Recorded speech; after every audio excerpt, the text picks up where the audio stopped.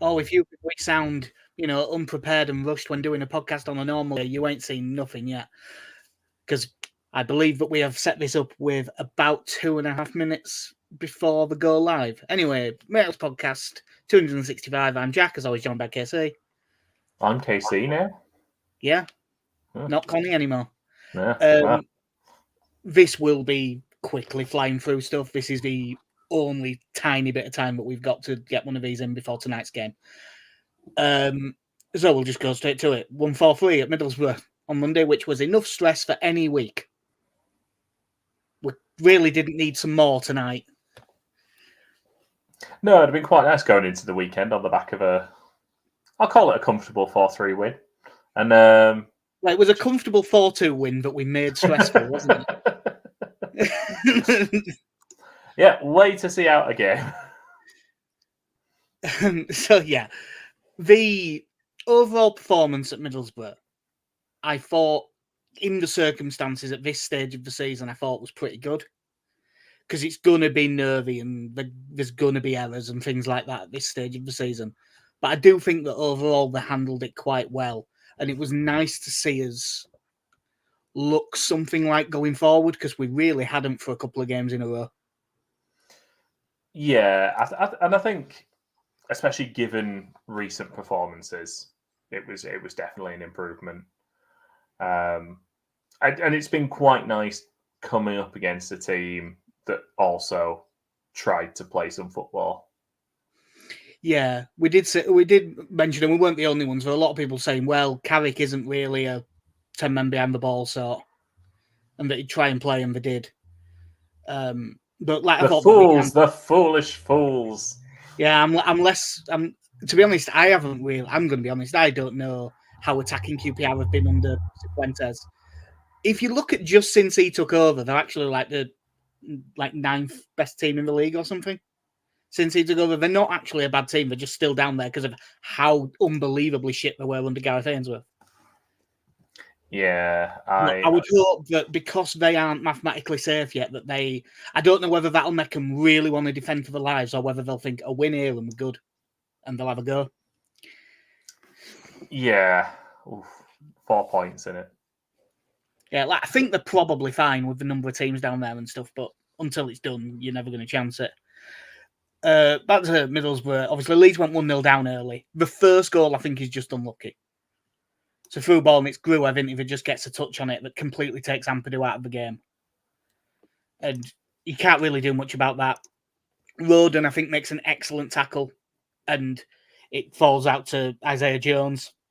I think Firpo was a little bit slow to react. It looked like he maybe should have done a bit better, but it's fair to say he more than made up for it in this game. And the good thing with this was there wasn't that you're behind and then the pressure builds and the pressure builds and the pressure builds, because we scored, 6 minutes later? Yeah, and I think, as is the case with all our games now at this point, where we just keep going, please just score early. Yeah. So it takes the pressure off. And then they score, and you just... I'm assuming I'm not the only person who went straight into, well, that's the automatic promotion gone. We had, in the pub, we had 5 minutes of doom, didn't we? Like, we really did. It was an overreaction. We were... you would have thought it was the 4th goal in a 4-0 defeat. I think that is entirely down to the chances we've created in open play since the international break, because most of our efforts have typically been shots outside the penalty area, Crescencio Somerville cutting inside and shooting. Yeah, luckily you didn't see any of that in this game. No, it never comes up. If only there was a way to defend it. But I think at that point you then think, well, Christ, if we're going to play like we have been doing the last few weeks, we're not going to score here.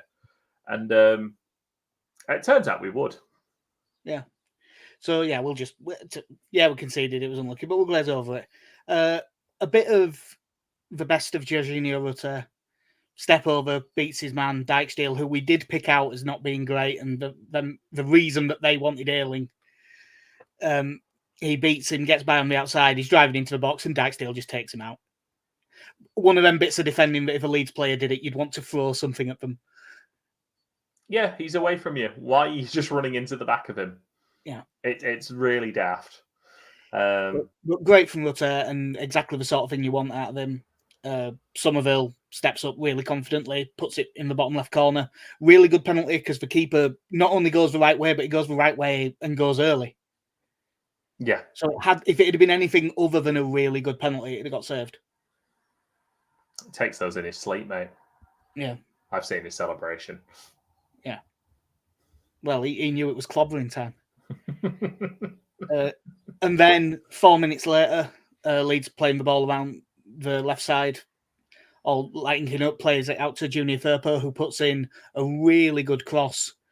Bamford, the more you watch it back, the better a finish it is.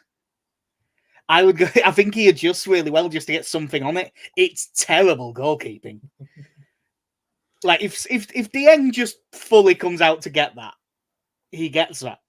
I mean, as a legendary golfer once said, it's all in the hips. Yeah. And Pat Bamford just easing the tension, give baby. it a little tappy, taparoo with his hip into the corner. I mean, we all expected Bamford back in. We all said that he's the sort who likes playing against a former club.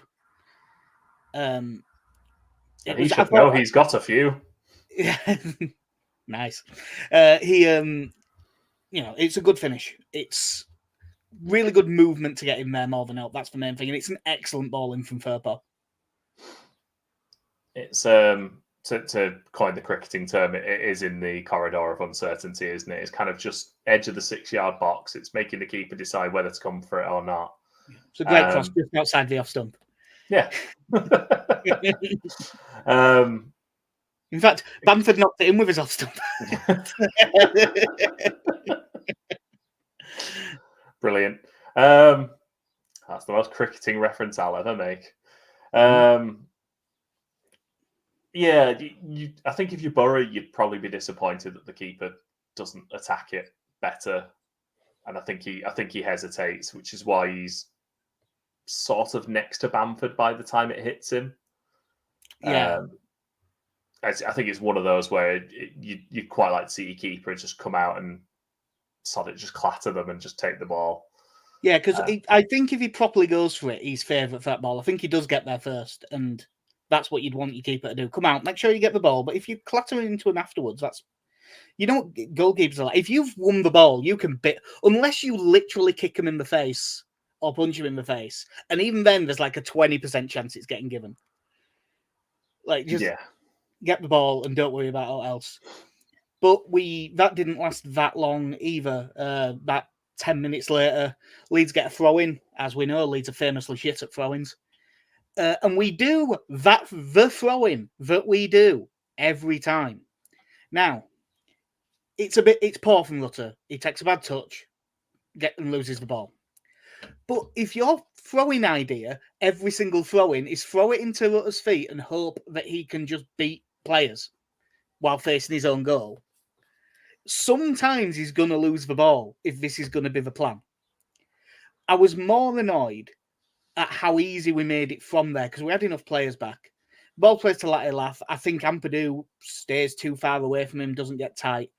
And when you look at where, I know that there's bodies in the way, but when you look at where that ball goes in the goal, it's near enough the middle. I think it's probably fair to say it may not have been Mellier's best performance against Middlesbrough.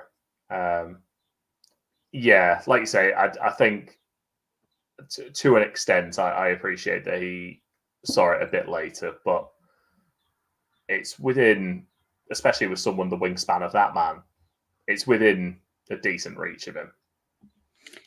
Yeah, it's by the way, if you can hear a phone, it really isn't mine. I think that our lass is on charge behind me.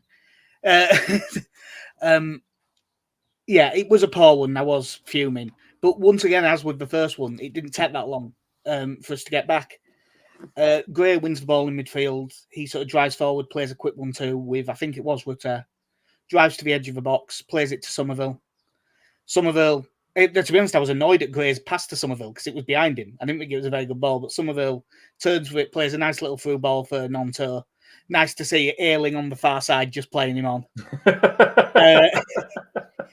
Yeah, it was a very much a goal that we needed, and it's a massively important time. And after the couple of weeks we've had of decisions, I really think we were due one, and we got one. And is that phone coming through? No, I can't hear it. Oh, good, because someone must really want to speak to Sarah. Yeah, it's probably another job offer. Probably inside jokes.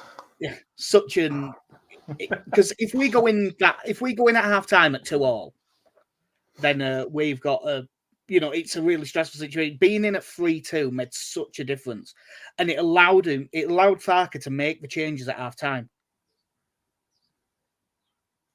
Because at half time we switched and played a bit deeper and sat off a bit, and we looked a lot more in control, and it made a big difference to us. Yeah, I think it kind of went back to a team having a lot of the ball, but not really doing much with it against us. Mm. So you kind of saw at times in that second half, the possession numbers were some of the lowest we'll have had in a long time. Well, by the end of the game, Leeds had 33% of the ball, and I think that we had more in the first half than we did the second. Yeah. Yeah, it was so controlled for 35 minutes. Yeah, of that second. So, like at half time, it was Leeds did just sort of let them have the ball a bit, which is very unlike us, but it really did seem to work because at that point, for all the ball they had, like in the first half, they were creating chances and we were creating chances. In the second half, it sort of quietened off, and the couple of decent chances of the game were our fourth goal, which Firpo was excellent in the build-up for, really good ball forward into Bamford, chasing it after it, getting us up the pitch, finding Somerville, and then Somerville does his Iron Robin, but on the other side, cuts inside and scores. And the only other massive chance was that short corner where Somerville played a 1-2 with Ampadu, and Somerville should have probably done a bit better. And other than that, we weren't really in any danger. I thought the tactical changes worked really well. Bamford for Peru on the 75th minute was where I think that started to change a bit. And this isn't even a slight on Peru. I just thought if you were going to take Bamford off, bring Joseph on. Yeah, keep doing what you're doing. Whereas instead with Peru up there, you're having someone who's dropping deeper. So even though we were sitting fairly deep for most of the second half, your initial press is probably starting 10 yards further into your half than it was initially. Peru's kind of doing the sort of the Harry Kane style slow jog side to side when the centre backs have the ball until they're kind of crossing into your half. And it's just that bit less active. Whereas, what you kind of wanted is Joseph coming on to just carry on what Bamford have been doing. Because even if it's not everything for 20 minutes. Yeah, because even if it's not the whole team that's pressing like that, I don't think it's the worst idea in the world when a backline's that far forward to put Matt Clark under that sort of pressure. Well, I mean, that was another thing we picked out. It wasn't as noticeable in this game, but it still didn't look great. We then had James Fernando in 81st and Kamara for Rutter. Kamara did appear. The midfield became more of a three at that point, but it didn't seem to change that much. We were just sat off a bit. That brings. I should mention now that Dan James got a foul that at first I thought it looked kind of innocuous, like he just got pulled back. But when you watch it back, he knees him back at ribs very deliberately. And Dan James is out. And they've said he might be back for the last game of the season, but I would be amazed. There was video of him having gas and air on the coach because he was in that much pain. You saw obviously the team went across to the away fans to celebrate, and Dan James was very clearly not there. Yeah. Gasping for life. Yeah, that'll be a miss. I mean, I don't think he was going to start either of these two games, all things being equal. But, he's a great player to have available to you. Someone who can come on and just stretch the game with his pace. But as I said, we were under there was no real problem. And then just long ball from Gilbert, latte laugh, good running behind. I want to get out of the way, it's a fantastic header. Like, it's a really good header. That is not easy to do. Loops it over Meslier and scores. I thought Mellier's positioning was very weird. Because he wasn't far enough out that you could say, he was gonna come for it. He just was betwixt and between. Yeah, he's probably just past his 6-yard box, I think. 7-8 yards maybe. Header comes from about the edge of the box. Around there, yeah. Yeah. And it is, like I say, it's just no man's land he's caught in. And I wouldn't mind. I think if he'd come for it, I don't think he'd have got there. But like you say, because he's just not made a decision either way, you're just kind of there going, well, how have you got lobbed from a long ball? Like, this is, like I said, not great. On top of that, there was also the moment he got caught in possession as well, and got away with that one.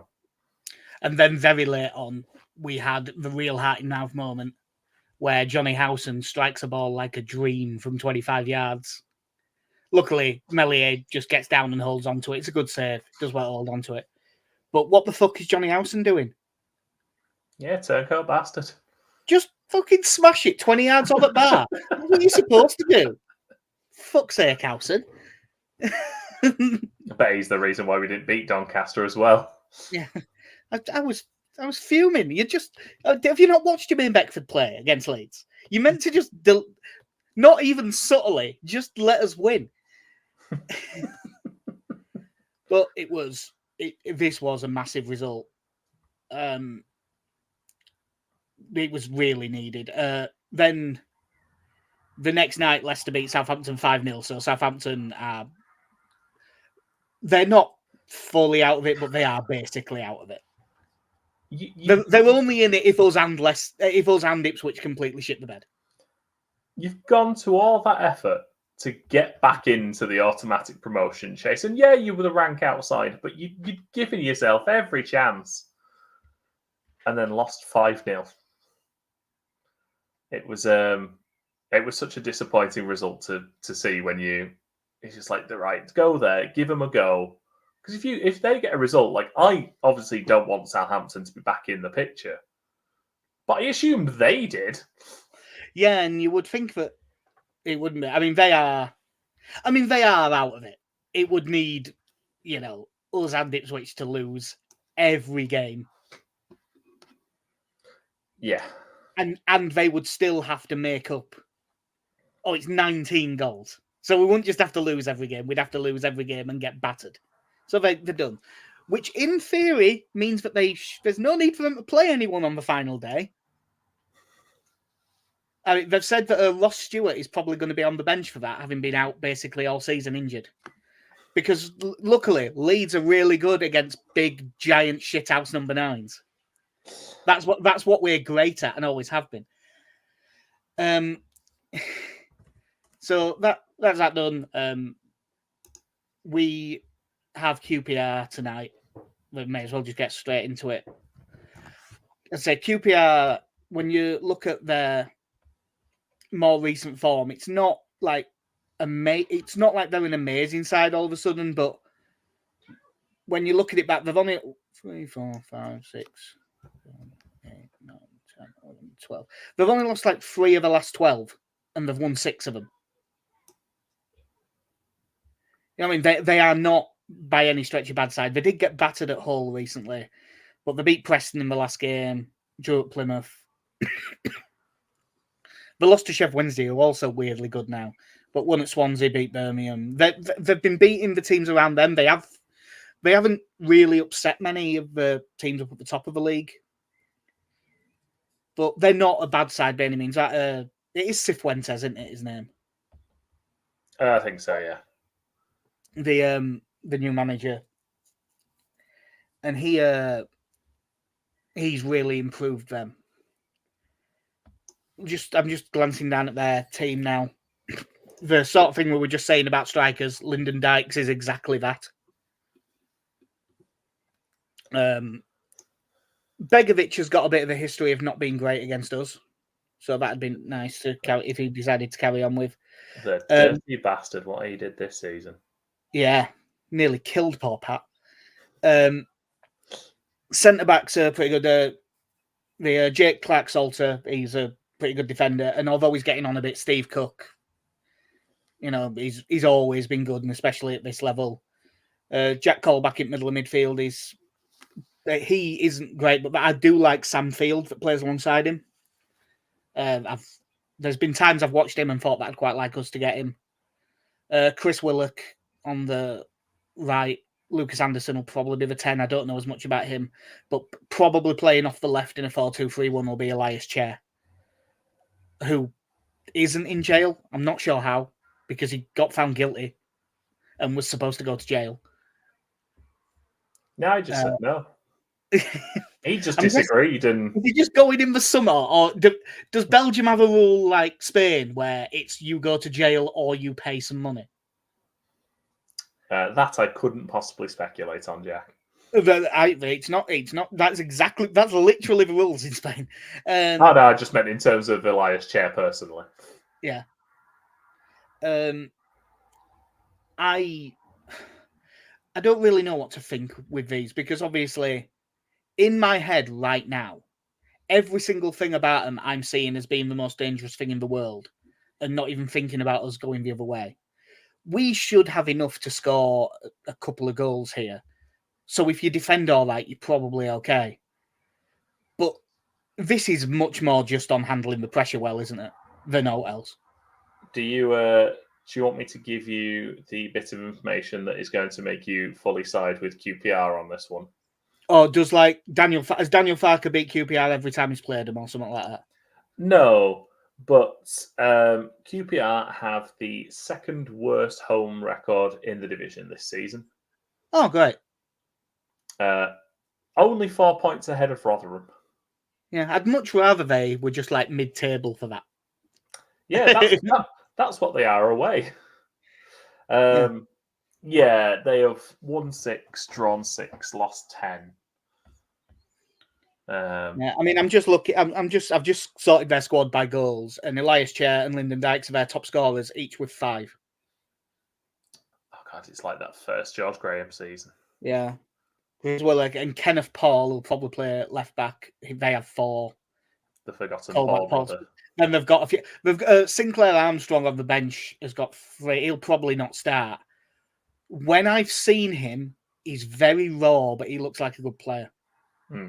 Just the sort that can, if he's on his day, can trouble any fullback or through middle. It don't really matter. Yeah. So I'd be a bit worried about him if he comes on. As for us, do you believe Farker when he was saying that Bamford is very doubtful? No. And I don't know why. I fancy him to start tonight as well. I haven't heard anything. I mean, it's 20-6 now. There might even be something that's snuck out that I am unaware of. So I think that because at this stage of season, you take the chance. So I think it will probably it's either an unchanged side, or if Byram is struggling to play 2 in 4 days, Kamara comes in and Gray goes to right back. I can't see anything else changing. Yeah, what was it? 48 hours he spent in an ice bath. Yeah. That was a rough night's sleep for him. But yeah, that's the only change I could see.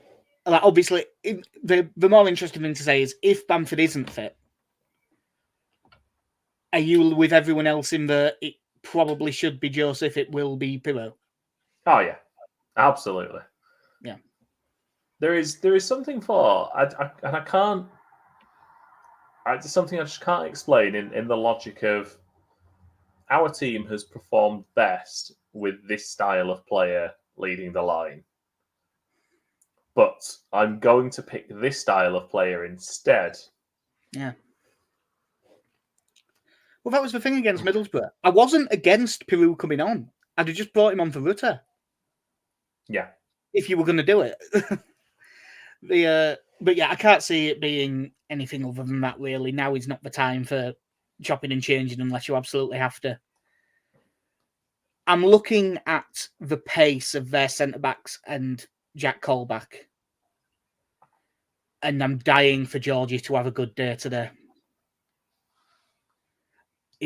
I'm looking at the middle of their pitch and thinking, if Rutter has a good day, he might have a field day here. That's no problem with QPR, though. Size of the ground like that, everything's in the middle of the pitch. True.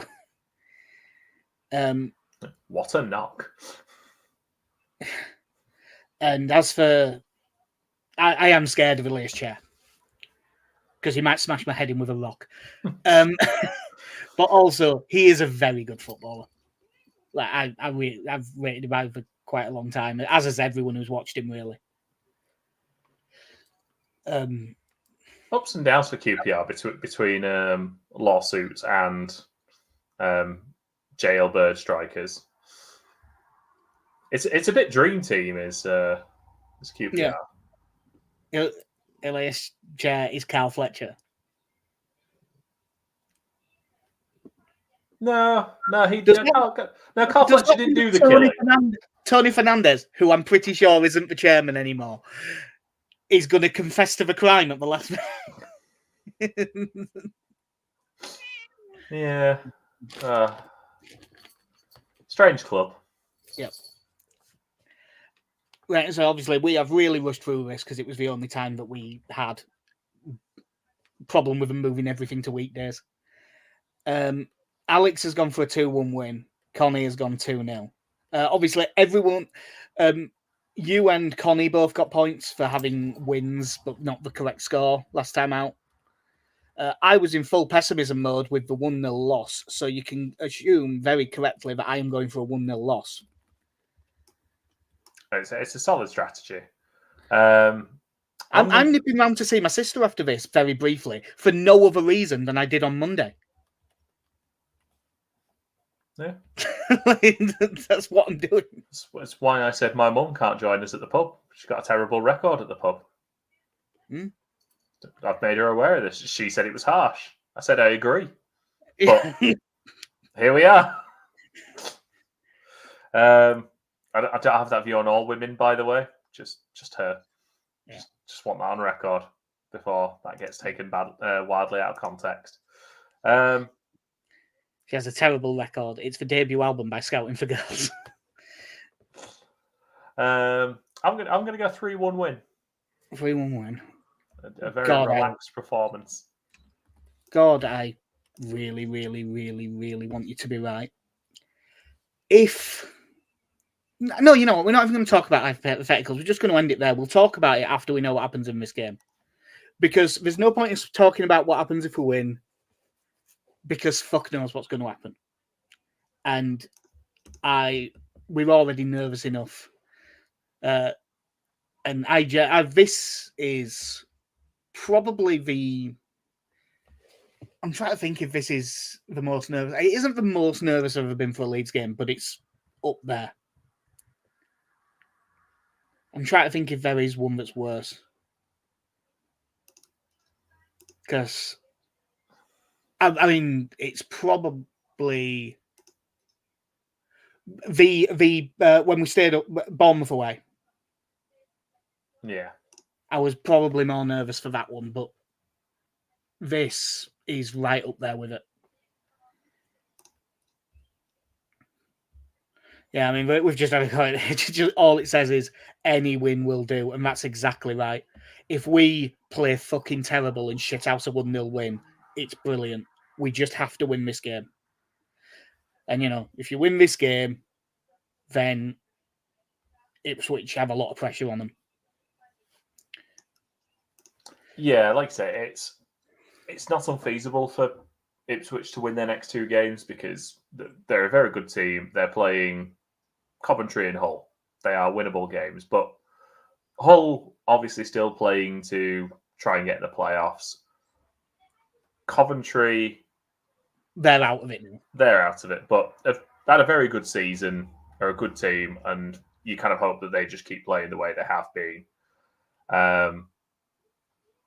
It just takes them to drop points in one of those games to kind of give you that belief to go into the last day with. Yeah, and that's the way it works. If Leeds win their last 2 games, Ipswich have to win their last 3 games because our goal difference is 11 better. But that all starts with this tonight, and none of it matters if we don't win tonight. We have to win tonight.